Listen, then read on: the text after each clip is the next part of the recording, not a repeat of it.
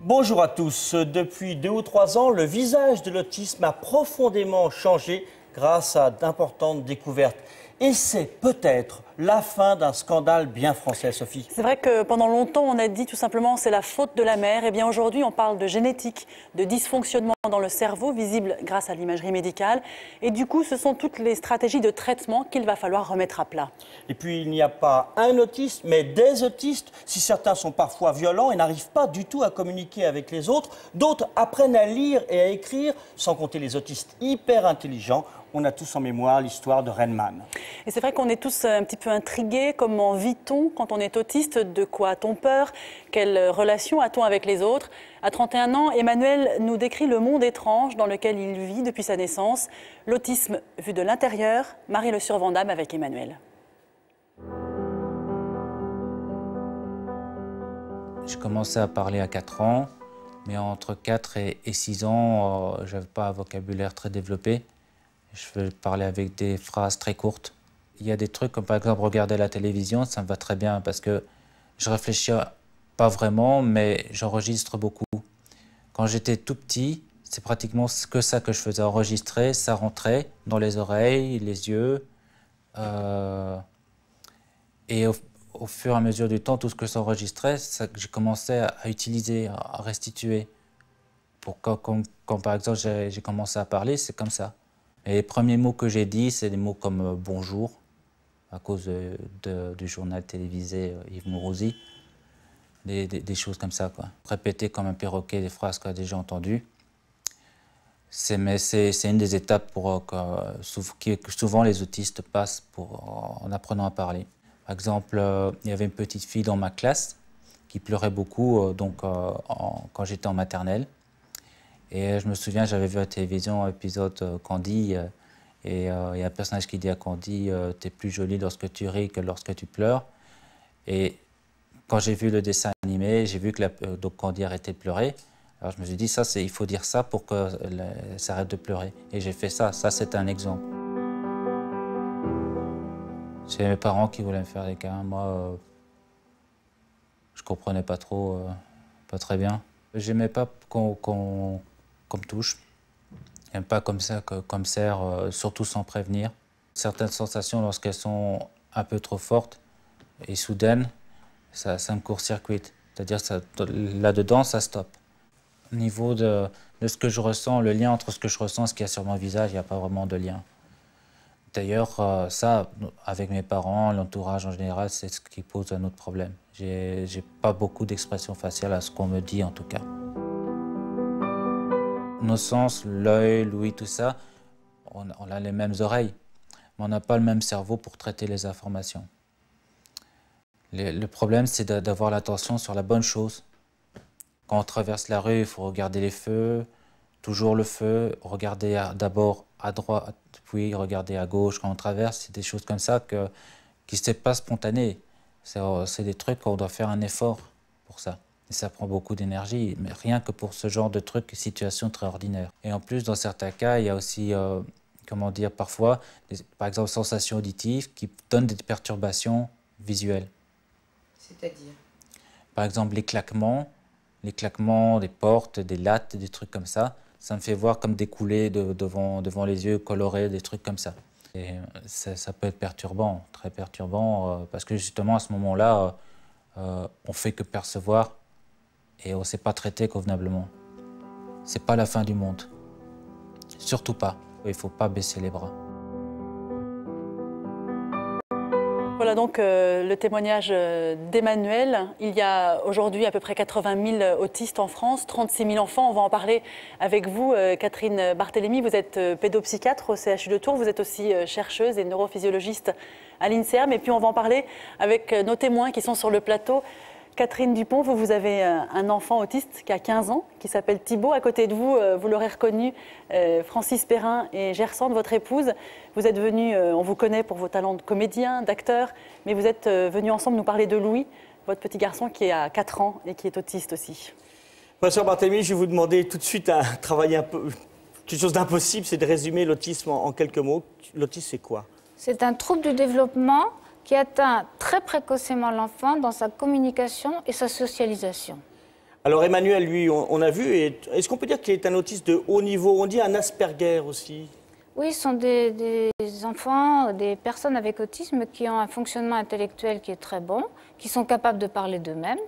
Et donc, on fait référence aussi au docteur Asperger qui avait décrit ce syndrome, qui disait que c'était des jeunes, des écoliers qui n'avaient pas de copains, qui étaient vraiment trop maladroits socialement pour avoir des copains, et puis qui parlaient comme des encyclopédies. Ils avaient des sujets préférés, par exemple les dinosaures, l'histoire gréco-romaine, etc.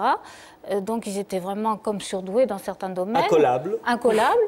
Et accrochés à leurs habitudes, incapables de supporter le moindre changement dans leur vie, dans leur programme. Est-ce que tous les autistes ressentent, comme Emmanuel, une surréaction au bruit, une difficulté à être touchés? Est-ce que malgré tous les visages de l'autisme, ce sont des points communs à toutes les personnes autistes? Alors, certains le disent, certains ne peuvent pas le dire, mais les études cliniques, les descriptions cliniques permettent de mettre en évidence que ces jeunes ont des réactions très très bizarres au bruit, ils sont souvent très très hypersensibles, au contraire ils paraissent sourds. Et quand on les caresse, c'est comme si on les blessait, on leur faisait mal quelque part. Ils ont dans l'échange du regard, dans la poursuite oculaire, quelque chose de très particulier, donc des troubles sensoriels et moteurs de base. Alors, l'autisme est désormais diagnostiqué de plus en plus tôt. Titouan et Johan ont 4 ans et présentent des troubles du développement. À Montpellier, ils vont être évalués pour savoir si, oui ou non, ils sont autistes. Un diagnostic pas toujours facile, car d'un malade à l'autre, les signes sont très différents. C'est un reportage de Françoise Desmarais. Titouan a 4 ans. Plutôt tranquille en apparence, il peut soudain s'opposer fortement. Rien à voir avec un caprice. Le petit garçon présente des troubles du développement que ses parents ont repérés vers l'âge de 2 ans. C'était surtout le langage qui a été assez difficile. Et puis après, il y a eu différents blocages un peu particuliers au niveau de l'alimentation, et également des problèmes intestinaux puisqu'il se retenait beaucoup. Et une anxiété forte qui ont fait que on ne le comprenait pas toujours, il était souvent assez triste et on ne savait pas comment l'aider en fait. Johan, lui aussi, a 4 ans. Très souriant, il a comme qui dirait la bougeotte. Je pensais qu'il était hyper actif au départ parce qu'il est très turbulent. Au tout début, avant qu'il aille à l'école en première section, je voyais qu'il n'était pas... il parlait pas. Même pas maman, papa, tout ça, il ne disait pas encore. Et j'en ai parlé à mon généraliste qui m'a dit « Ne t'inquiète pas, quand tu vas rentrer à l'école, ça va de suite se faire. » Titouan et Johan sont très différents. Pourtant, l'un et l'autre présentent des signes qui peuvent être apparentés à l'autisme. Pour mettre un nom sur leur pathologie, ils ont rendez-vous à l'hôpital pour 2 demi-journées d'évaluation. Au préalable, leurs parents ont été longuement interrogés pour retracer leur développement. Un enfant qui a 1 an, n'a pas de mots, est un enfant qui doit inquiéter. Un enfant qui a 18 mois, 2 ans, n'associe pas de mots, est un enfant qui doit inquiéter. Un enfant qui a un regard particulier, qu'on a du mal à accrocher. Un enfant qui ne pointe pas, qui n'utilise pas de gestes conventionnels qui ont une valeur de communication, comme pointer à distance pour montrer quelque chose à quelqu'un, apporter un objet. Tous ces signes-là sont des signes d'alerte. Et voilà Johan. La capacité de l'enfant à partager un jeu fait partie de l'évaluation. Le premier test commence pour Johan. Il sera filmé derrière une glace sans teint et ce film sera ensuite projeté devant le personnel spécialisé. Il s'agit de voir comment l'enfant réagit avec d'autres personnes que ses parents. Tu me prêtes le livre? Merci, Johan. Faut que je le range?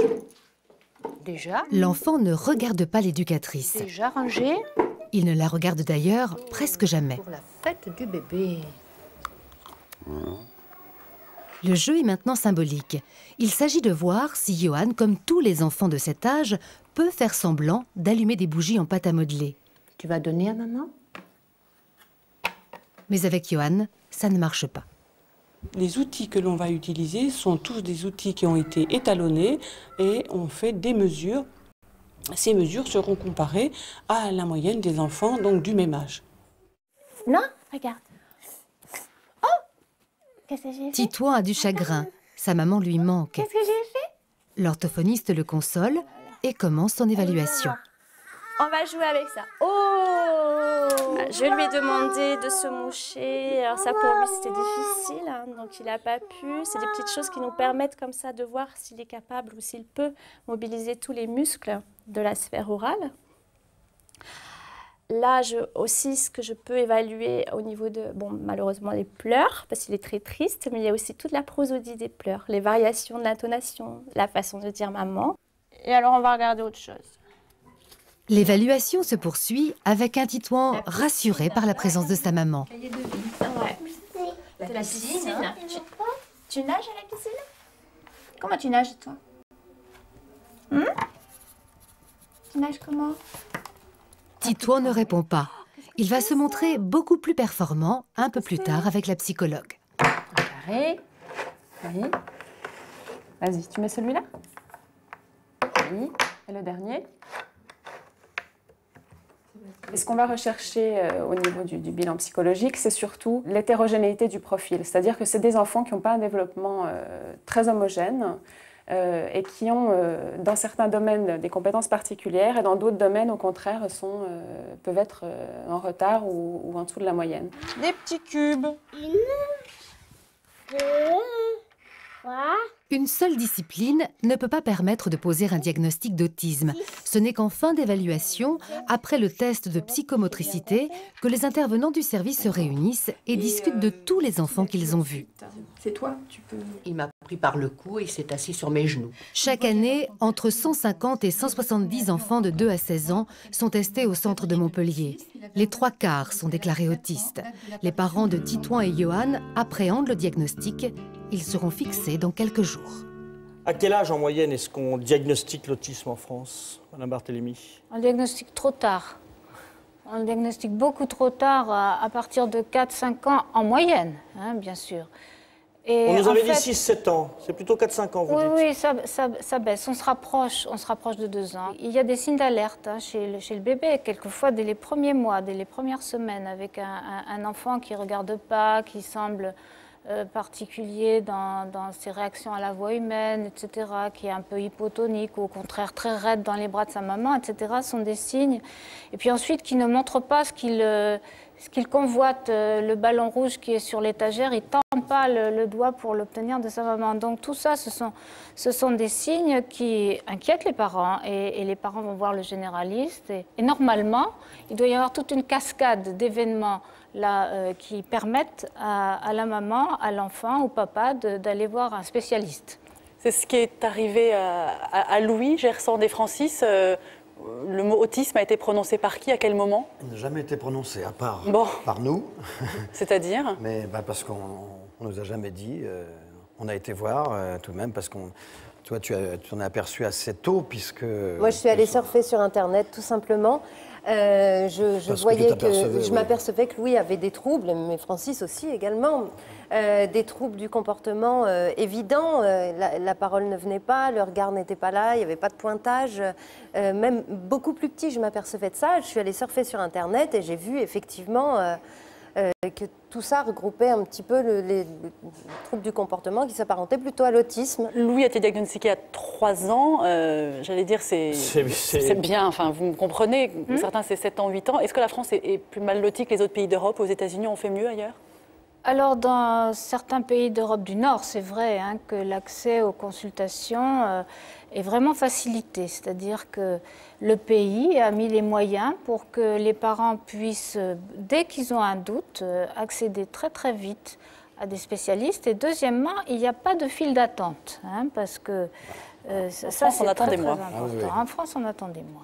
On va aborder maintenant une question qui est difficile. Quelle est la cause de l'autisme? On a longtemps incriminé une mère pas assez aimante ou alors pas assez stimulante pour son enfant. On sait aujourd'hui qu'il n'en est rien. On commence seulement à comprendre que l'autisme provient d'un dysfonctionnement dans le développement du cerveau avec, pour beaucoup, une origine génétique. Laurence Beauvillard a rencontré des chercheurs pleins d'espoir à l'Institut Pasteur et à l'INSERM. Aujourd'hui, c'est dans le cœur de nos cellules et les méandres de notre cerveau que les chercheurs traquent le début d'une explication à l'autisme. Nous sommes ici à l'Institut Pasteur. On y étudie les chromosomes d'autistes français et suédois. Le docteur Thomas Bourgeron s'est intéressé au chromosome X du garçon, car sur 5 autistes, 4 sont des garçons. On a découvert dans plusieurs familles des mutations dans des gènes qui vont coder pour le transfert, pour des protéines qui sont impliquées dans le transfert de l'information entre les neurones. Donc, oui, on a trouvé donc des protéines qui sont mutées et qui sont impliquées dans le transfert des informations entre les neurones. La nouvelle a fait grand bruit dans le monde de la recherche. Aurait-on trouvé le gène responsable de l'autisme? Le gène de l'autisme n'existe pas. Il y aura des gènes dans les autismes. Pour l'instant, où sont localisés ces gènes?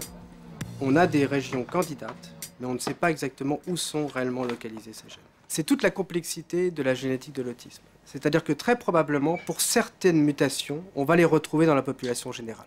Et c'est uniquement la combinaison de certaines mutations qui va donner l'autisme chez l'enfant. Voici le tableau de nos 23 paires de chromosomes. Chaque point correspond à un groupe de recherche sur l'autisme dans le monde. Les Anglais travaillent particulièrement sur les chromosomes 2 et 7, les Américains sur le chromosome 17 et 7 équipes françaises sur le chromosome X. Une autre voie de recherche, l'imagerie médicale. Le docteur Zilbovicius étudie depuis 17 ans le cerveau des autistes dans les laboratoires de l'INSERM. Les découvertes ont été stupéfiantes. 80% des autistes présentent des modifications fonctionnelles ou anatomiques. Avec la tomographie par émission de positons, la TEP, nous avons montré que chez des enfants atteints d'autisme, il existait une diminution du flux sanguin cérébral dans une région très précise du cerveau, qui sont les régions temporales supérieures. En plus, on sait aujourd'hui que ces régions sont très importantes pour la perception sociale. Qu'est-ce que c'est la perception sociale? C'est la perception des mouvements d'autrui qui sont fondamentales pour la mise en contact avec l'autre. Par exemple, la perception des mouvements des yeux, mouvements des mains, mouvements des visages, c'est-à-dire qui nous permettent, avec la perception de ces mouvements, de pouvoir se mettre en relation avec l'autre, et on sait que ça, c'est anormal dans l'autisme. Ce médecin a également mis en évidence une autre perturbation du cerveau pouvant expliquer les difficultés des autistes à communiquer avec les autres. Avec l'IRM fonctionnel, nous avons regardé l'activation entraînée par l'écoute de la voix humaine, qui active normalement ces régions temporales supérieures. Nous avons montré que chez des personnes atteintes d'autisme, il n'y avait pas cette activation spécifique pour la voix. Ils traitent la voix humaine et les autres sons de la même façon. Aujourd'hui, grâce à ces recherches, des pistes thérapeutiques se dessinent. Sur les bases d'un dépistage précoce, on envisage des rééducations stimulant les zones cérébrales impliquées et peut-être des traitements pharmacologiques dans quelques années. Alors, c'est une véritable révolution. On peut dire que vous êtes en pôle position dans ces recherches, Madame Barthélémy, avec votre équipe à Tours. Longtemps, on a culpabilisé les mamans et vous avez été parmi les premiers en France à dire non. C'est vrai, dès les années 70-80, on était en lien avec des équipes américaines qui commençaient à changer le monde de l'autisme. Et donc, on sort d'un demi-siècle d'obscurantisme et même de conception complètement erronée. On a mis le phare sur la mère, on l'a trouvée anxieuse, on l'a trouvée déprimée, et on disait que c'était la cause de l'autisme de son enfant, alors que c'est l'inverse. C'est l'autisme de son enfant qui était la cause de sa dépression et de sa tristesse, quoi. Gerxande Perrin, vous avez ressenti cette culpabilité? Oh, évidemment, on me l'a fait ressentir, bien sûr. De quelle façon? Avec quel mot? Un des premiers grands pontes médecins, grand professeur dans un hôpital à Paris, m'a interrogée, vraiment, j'étais une criminelle. Catherine Dupont, vous aussi, vous avez ressenti cette culpabilité au moment Oui, elle a été terrible. Pour Thibaut, j'ai pu y échapper, Thibaut étant mon second enfant autiste. Et pour mon quatrième, un mois avant sa naissance, en l'an 2000, un psychiatre d'obédience psychanalytique m'a dit, dès que vous accouchez, vous apportez votre enfant à la consultation des nourrissons. J'ai une équipe de psychologues spécialisés. Ils vous aideront à entrer en communication avec votre enfant. Il ne sera pas autiste. Si ça n'était pas me renvoyer la culpabilité de l'autisme de Thibaut... C'est pas possible, Mme Barthélémy, en l'an 2000, c'était il n'y a pas longtemps. Ça continue, c'est toujours comme ça, je veux dire, ou pas?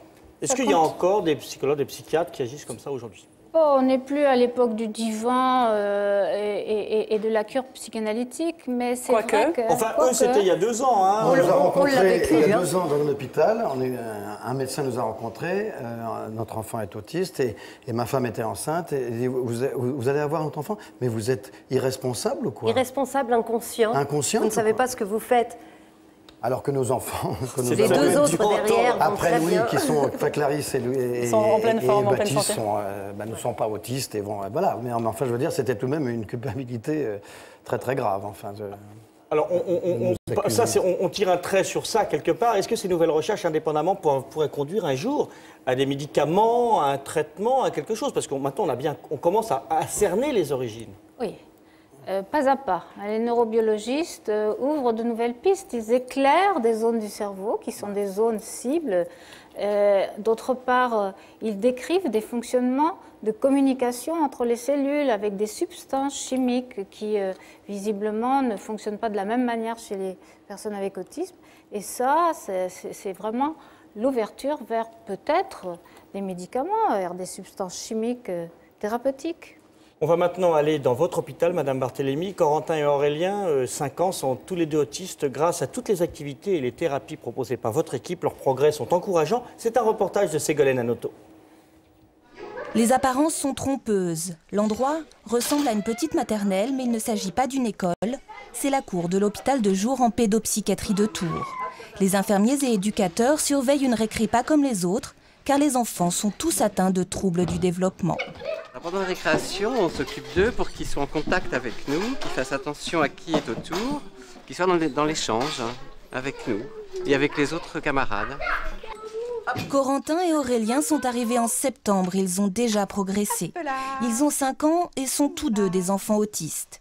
Ici, toutes les activités tendent à les tirer de leur isolement, comme le groupe langage. Bonjour à tout le monde, bonjour, salut. Ils y apprennent à écouter l'autre, à attendre leur tour, et puis à apprivoiser cet outil qu'ils possèdent sans savoir l'utiliser, le langage. Tu veux commencer? Des pieds? Ah non, tu me donnes les chaussures? Oui, bravo! Ils peuvent avoir un langage tout à fait intelligible et ne pas l'utiliser dans un but de communication. C'est-à-dire ou ne pas l'utiliser du tout, ou l'utiliser de façon très détournée en répétant des phrases toujours les mêmes qui ne correspondent pas du tout à la situation. Ouais, Aurélien? C'est pas travailler du langage pour du langage, toujours que le langage soit inscrit dans la communication, dans l'échange avec les autres enfants, les adultes. Les 42 enfants de l'hôpital de jour bénéficient tous d'un projet personnalisé. La séance de thérapie et de développement 2 fois par semaine est un tête-à-tête. Aurélien y est habitué. Une pièce nue pour rester concentré, des jeux et l'œil d'une caméra, car de l'autre côté, tout est observé. Le but de la séance, tout faire pour que l'enfant ne joue pas seul, qu'il travaille avec le thérapeute, qu'il fasse travailler ses oreilles, son regard, son toucher. Les petits chants mimés sont des jeux très simples que les mamans font avec leurs enfants et qui sollicitent beaucoup l'imitation gestuelle de l'enfant et puis son attention à la voix chantée, la voix parlée. Tout ça dans le plaisir partagé, l'enfant est heureux et tranquille. Là on voit comme Aurélien est attentif à ça et il fait des demandes, il demande à ce que la thérapeute recommence.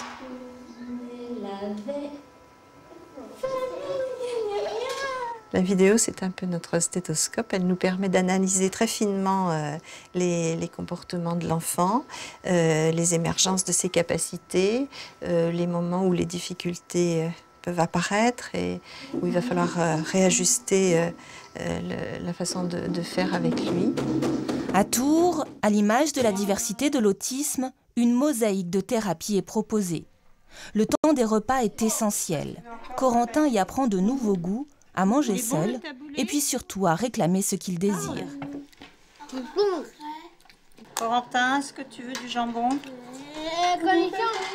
Le cornichon? Qu'est-ce que tu veux? Tu veux quoi? Tu dis? Tu demandes? Merci maman. Merci maman. Et tu veux le couscous, les cornichons. La musique amène les autistes à tendre l'oreille. Aurélien est particulièrement sensible à la mélodie. Ici, cela s'appelle aussi une thérapie. Le but final de toutes les activités proposées, c'est la sociabilisation. À Tours, 8 enfants sur 10 vont également à l'école quelques heures par semaine. Les progrès vont à petits pas.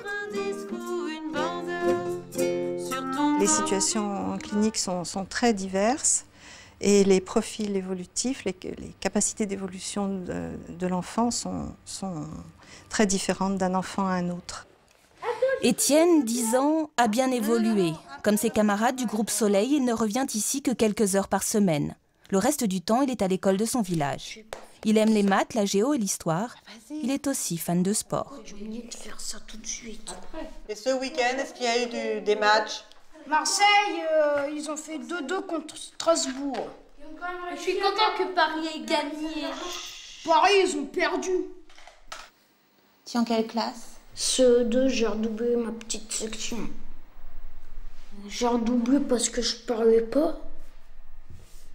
Parce que j'étais hors dehors de ma table. En dehors de sa table, voici Étienne dans ses premières années à l'hôpital de jour. Un enfant qui ne parlait pas, enfermé dans son autisme. Qu'est-ce que tu veux faire plus tard? Je veux faire des travaux publics. Des ponts? Des routes surtout. Pourquoi? Parce que j'aime ça. Étienne fera donc des routes, on lui souhaite. Ce qui se passe à Tours chez vous est relativement exemplaire. Malheureusement, la prise en charge dans les hôpitaux de jour en France, c'est pas partout comme ça. Il y a beaucoup de choses qui passent par le plaisir, le jeu. C'est un des fondements de ce qui se passe dans votre hôpital.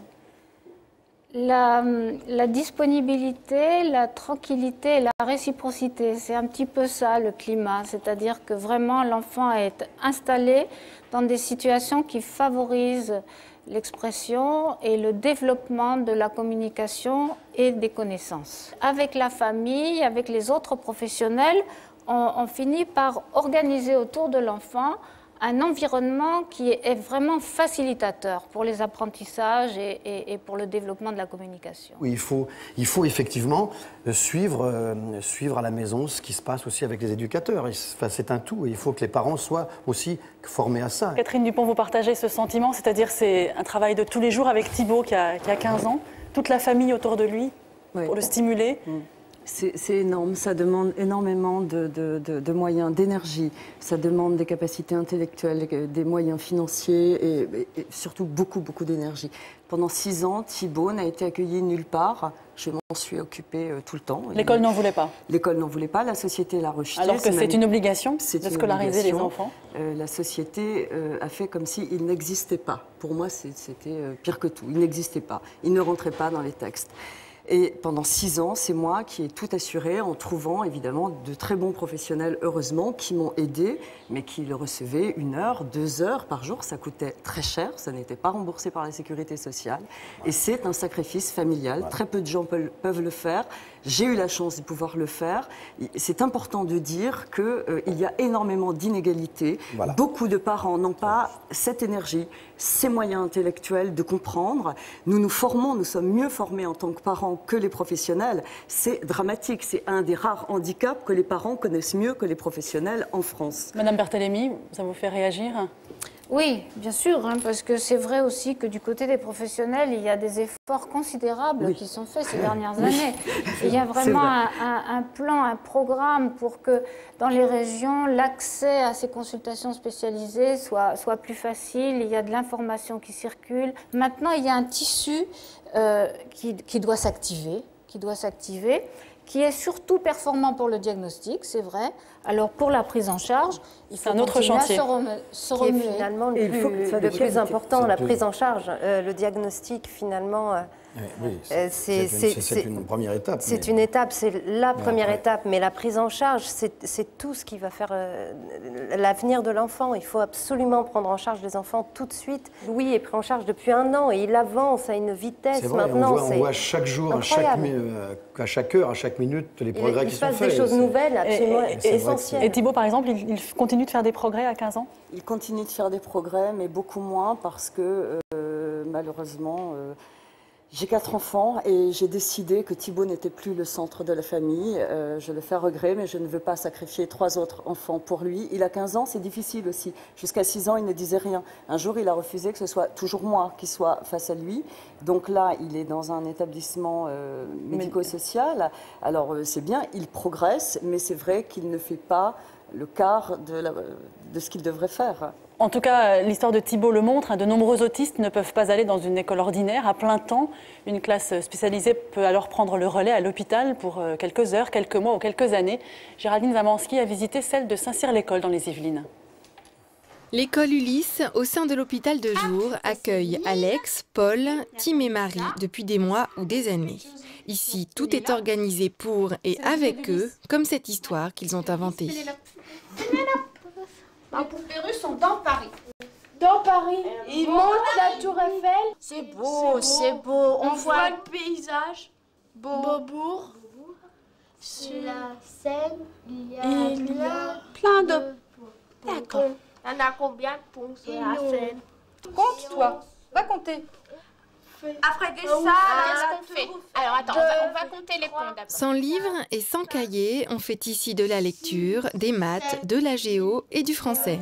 10, 11. Une fois que l'histoire est relativement construite, c'est retravailler pour arriver à des phrases à peu près correctes, pour arriver à ce qui est effectivement un début, un milieu, une fin, et puis pour aussi faire en sorte que les enfants puissent la jouer, cette histoire, la vivre, puisque ce qu'on recherche aussi dans cette situation précisément, c'est de susciter la communication entre les enfants, un dialogue, des échanges de paroles. Merci Marie. Quand ils sont arrivés, certains restaient plutôt dans leur coin, sans dire un mot.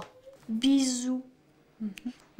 Et face aux fréquents blocages sur les lignes d'un livre ou d'une feuille blanche, on crée ici toutes sortes de jeux pour que lire, écrire, réfléchir deviennent même un plaisir. Attention. Vilain. Alors pourtant, l'intégration dans une classe ordinaire, c'est quand même le but de tous les parents. Hein. Je crois que c'est votre but, c'est que Louis aille à l'école, tout simplement. Il y va. Il y va. Accompagné par on a eu des la chance, là, on vit dans les Yvelines, et fait que l'école a accepté, accompagnée par une éducatrice. Que vous payez? Oui, que nous payons nous. Qui vit avec nous, enfin elles sont 3 à vivre avec nous. Vous avez conscience que vous êtes extrêmement privilégié. D'ailleurs, Bien je crois que c'est sûr, votre combat, c'est que vous avez les moyens. C'est pour ça qu'on se bat. Je voudrais que d'autres parents aient les moyens de faire ça. Parce que lui, il est privilégié, Louis, d'accord. Mais il faut que d'autres, que les parents aient accès à ça aussi. Parce que c'est tout de même formidable, quoi. Il y a tout de même un grand espoir. C'est ça qui est important. Il faut que le ministère, il se remue un peu. Parce qu'ils sont un petit peu bloqués par ça aussi. Il faut qu'ils se remuent un peu, hein. Et il va falloir sans doute que les écoles qui acceptent les enfants autistes soient... Il y a des parents qui sont désemparés. Ce qui est important, c'est que l'enfant s'en sorte. Enfin, l'enfant soit intégré à la société. C'est de la non-assistance à personne en danger, vraiment. Voilà. Tout à fait. Je crois que vraiment, les enfants ont droit à l'école, ils ont droit à l'éducation, ils ont droit d'être des citoyens. Et que, voilà, il faut se mettre en 4 pour organiser la vie autour d'eux, pour que l'école soit agréable et possible. Que ce soit l'école de la République. Voilà, l'école de la République. Justement, il y a un autre petit garçon qui a eu de la chance à Plaisir en région parisienne, c'est Célestin. Lui, il a bénéficié d'une auxiliaire de vie scolaire. Il est plutôt bien accepté par ses petits camarades, vous allez le voir. Et il ne cesse de faire des progrès. C'est un reportage de Géraldine Zamanski. Marie. Présente. Benjamin. Présent. Célestin. Présent. Une petite classe de seulement 20 copains, Françoise, sa maîtresse, et surtout Stéphanie, son indispensable auxiliaire de vie scolaire qui l'accompagne et le rassure en permanence. Telles sont les clés du bien-être de Célestin à l'école. C'est le fruit de 4 années d'évolution, d'adaptation à ses difficultés. Tu t'arrêtes quand tu racontes. Voilà. Le diagnostic d'autisme peut effectivement faire peur, mais il fait peur parce qu'on ne sait pas ce qui se cache derrière. Et parce qu'il y a des formes très très différentes. Le psychiatre qui s'occupe de Célestin, quand je lui ai demandé moi des livres sur l'autisme pour essayer de comprendre et puis peut-être de m'occuper mieux de lui, elle m'a dit le meilleur livre c'est lui. Au début, face à ce type d'enfant, je crois qu'on est déstabilisé. Et tant qu'on est déstabilisé, il ne peut pas progresser parce qu'on n'ose pas exiger de lui, on a peur de ses réactions. Et finalement, au bout d'un moment, on s'est rendu compte que, comme tous les autres enfants, il nous jouait parfois la comédie. Il n'avait pas envie et il fallait forcer un petit peu les choses. Toujours en dosant, bien évidemment, voir à quel moment c'était j'ai pas envie, je préfère en faire qu'à ma tête, ou vraiment ça m'angoisse. Mais quand on apprend à le connaître, et on se rend compte jusqu'où on peut aller. Je sens qu'il fait un effort, même si parfois ça échoue, il a compris maintenant ce qu'on attendait de lui et il est content de nous faire plaisir aussi à chaque fois. Très bien. Tu donnes. Très bien. Tu donneras à Françoise. Tu donneras à Françoise après. Tu as fini ton travail? On va voir l'ordinateur. C'est bien. Je vais écrire Célestin voir sur ta l'ordinateur. feuille. Tu peux aller à l'ordinateur maintenant, c'est bien. Travailler, rendre sa feuille, la vie d'élève de Célestin est vraiment toute neuve. Il s'est apaisé. Célestin est complètement à l'aise dans le groupe. Il a pris ses repères dans l'école, il a pris ses repères dans la classe, avec ses camarades. Il les accepte bien. C'est vrai que d'un côté, il peut toujours avoir des moments d'angoisse. Je le sors un petit peu dehors, je le laisse crier un petit peu, et puis après, on arrive tous les deux à reprendre un petit peu les esprits, puis après, tout redémarre. Et tout repart même de mieux en mieux. Cette année, pour la première fois, Célestin rentre dans la ronde.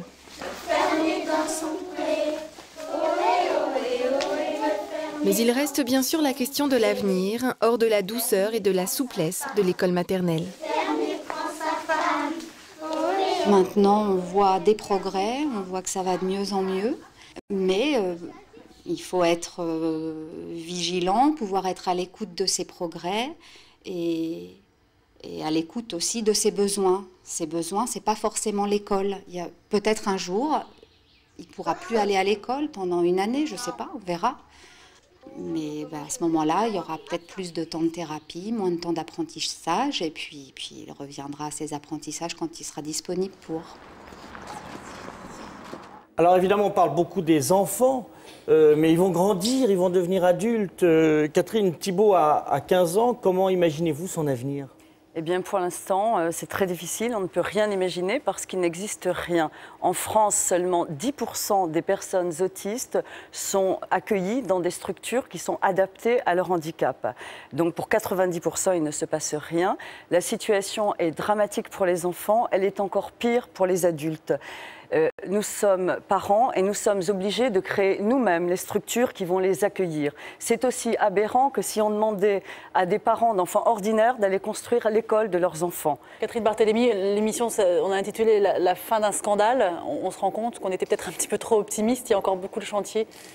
Non, c'est un tournant quand même. C'est un tournant dans la médecine et on va dire dans l'éducation et la considération du handicap. Mais c'est vrai que pour les adultes, comme pour les adultes autistes, comme dans d'autres handicaps, il y a une démobilisation souvent. À partir de l'adolescence, ce sont les oubliés. Qui se débrouillent.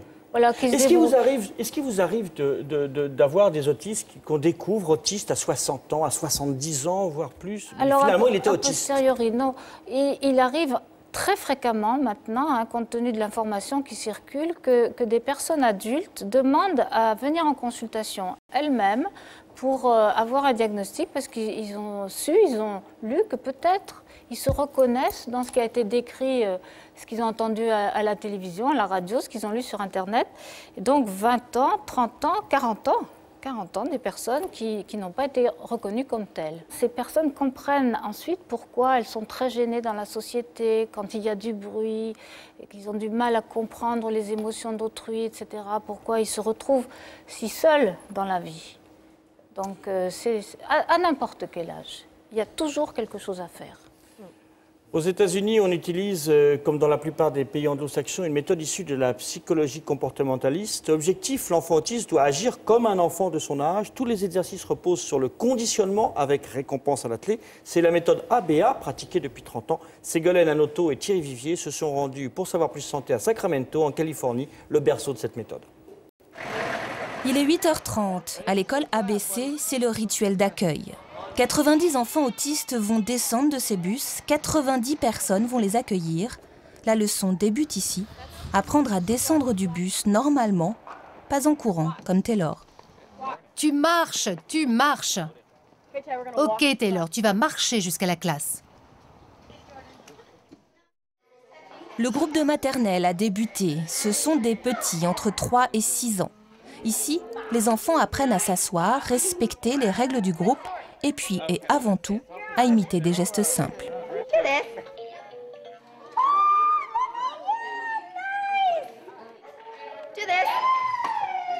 Nice. Ready? Do this. Good job! Nice job! You did it! Good job, buddy! Le principe de base, c'est que l'enfant doit être récompensé, encouragé quand il réalise bien l'exercice. Des bonbons, des câlins, des guilis, cela s'appelle renforcer les bons comportements et cela doit faire progresser l'autiste. Toute la méthode ABA repose sur ces récompenses. ABA, traduisez par analyse appliquée du comportement. Joe Morrow, docteur en psychologie, la pratique depuis 30 ans. Il est le fondateur de cette école. Si vous pouvez débuter ABA à un âge très précoce, 3-4 ans, et si vous pouvez travailler intensivement avec l'enfant, 30 à 40 heures par semaine, en tête-à-tête, eh bien au bout de 2 ans, à peu près 40% de ces enfants peuvent retourner à l'école avec des enfants de leur âge et progresser tout à fait normalement avec eux. La philosophie ABA, c'est que le comportement peut être appris par des réflexes conditionnés. L'enfant est en quelque sorte reformaté pour agir comme ses semblables. Mais pour y parvenir, il faut tout reprendre depuis le début. Quand les enfants savent imiter un geste, réclamer ce qu'ils désirent, ils accèdent à des exercices plus élaborés, y compris les bases scolaires. Nice job. Can you tell me what color this ball is? Blue. Awesome job. And what color is this one? Awesome. Par terre, en dehors de la classe, Cheng fait son exercice. Ce n'est pas par manque de place, cela fait partie de la méthode. Nous essayons de lui faire comprendre et analyser ses nouvelles compétences dans tous les types de scénarios, et pas seulement assis à une table dans une salle de classe. Le comportement de ces enfants est conditionné, mais ils doivent pouvoir le reproduire ailleurs qu'ici, dans la vraie vie. Pas si facile pour un autiste. Ces enfants d'âge élémentaire suivent encore la marque des pas pour sortir de la classe, mais bientôt ils le feront d'eux-mêmes, il le faut. Brianna maîtrise l'écriture, elle sait quand son crayon a besoin d'être taillé. Elle est dans la classe de transition, 8 élèves. Pour eux, la prochaine étape, c'est l'école normale. Alors il faut savoir écrire au tableau, écouter le professeur, mais pour la plupart, le plus gros du boulot, c'est encore réduire les troubles du comportement.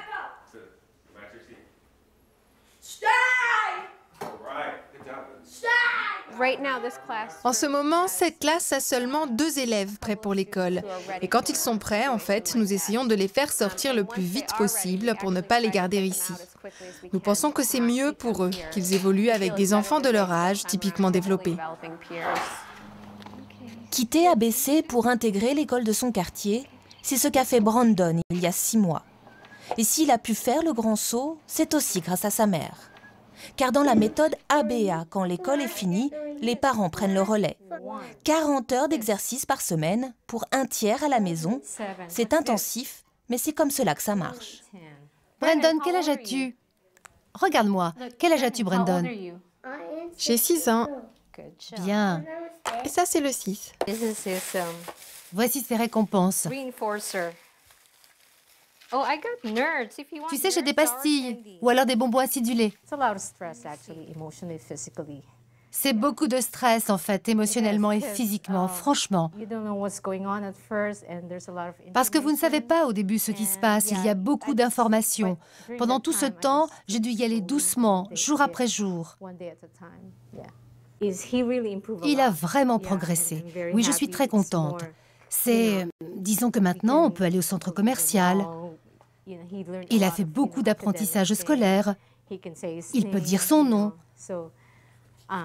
Vous voyez, c'est un progrès remarquable.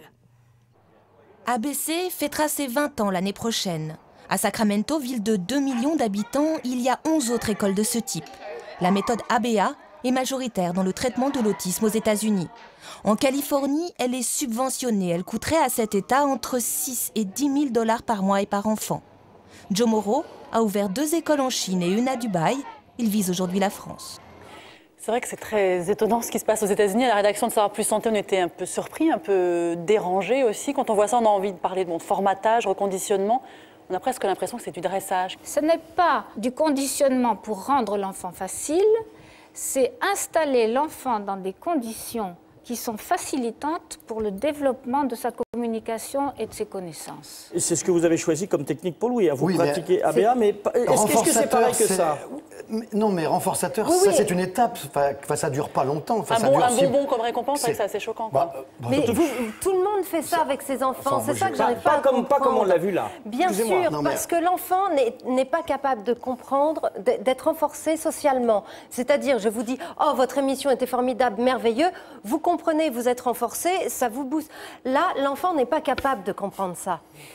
Il va comprendre, il va avoir un goût qui va lui faire plaisir, il va comprendre que le comportement qu'il vient d'avoir est adapté et c'est formidable. Il n'y a aucune violence là-dedans, je veux dire... Maintenant, il a compris que quand on lui disait « Ah, bravo, formidable, bien, ben bravo lui », maintenant, il commence à se connaître. Moi, j'avais fait une chose qui est un peu simpliste, on a dit un peu ça avec le cerveau. Il y a des choses dans le cerveau, pour eux, là, qui ne sont pas connectées. On essaye de les reconnecter et on y arrive. Mais leur cerveau est exactement le même que nous, il faut juste... On reconnecte des choses. Tout ça. Catherine Barthélemy, ça veut dire qu'il faudrait que cette méthode ABA soit généralisée en France pour tous les autistes?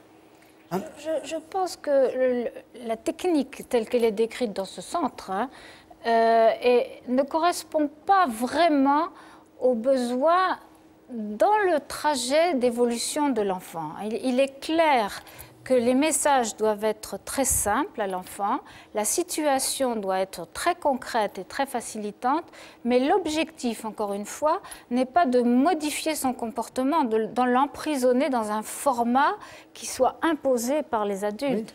Oui. C'est au contraire la possibilité pour lui de développer, d'activer ces circuits de la socialisation, de la communication et de l'intelligence. Vous n'êtes pas favorable à ce que ça soit du tout ABA en France, posons clairement les choses. Non, pas du tout. Ça n'est qu'un élément de la mosaïque. Voilà. Ça n'est qu'un élément de la mosaïque.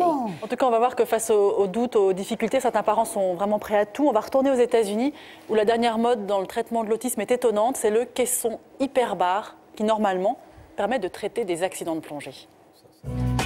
La plage de Santa Monica à Los Angeles. Ses sportifs, ses studios à $1 million et puis sa clinique de traitement hyperbare. Let's go! Matthew a 6 ans, il est autiste et vient pour sa séance quotidienne. C'est un caisson où l'oxygène est sous pression et plus présent que dans l'air ambiant. L'oxygène pénètre dans toutes les cellules du corps, jusque dans celles du cerveau. Enfin, selon le Dr Stuppy, qui possède la clinique depuis 2 ans. L'oxygène amène les vaisseaux sanguins à croître dans la région du cerveau qui n'était pas assez irriguée. Et puis, cela booste aussi terriblement le système immunitaire. Il en coûtera 8 000 $ pour 40 séances à la mère de Matthew, alors elle y croit.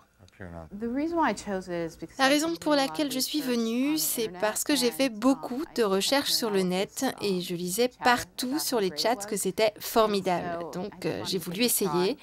J'espère voir de grands progrès dans son langage pour pouvoir avoir une conversation avec lui.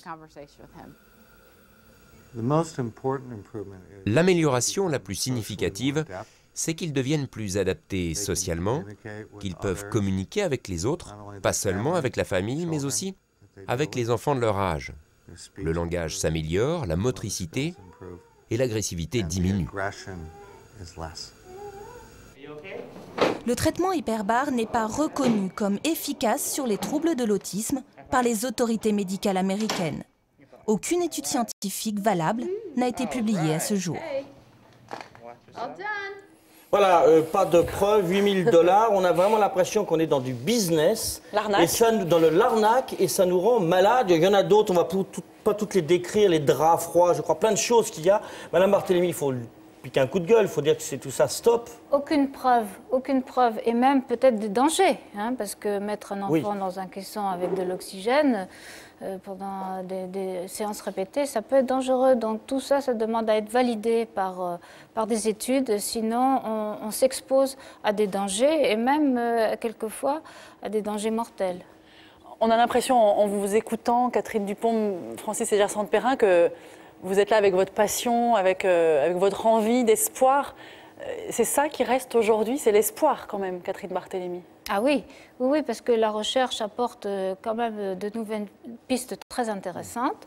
La collaboration avec les parents qui nous éclairent sur le fonctionnement de leur enfant. Et puis, c'est la mise en place, l'organisation de services qui soient adressés à une personne, à un enfant, et qui lui permettent de grandir, de se cultiver, de communiquer avec les autres. Ça, c'est vraiment très important.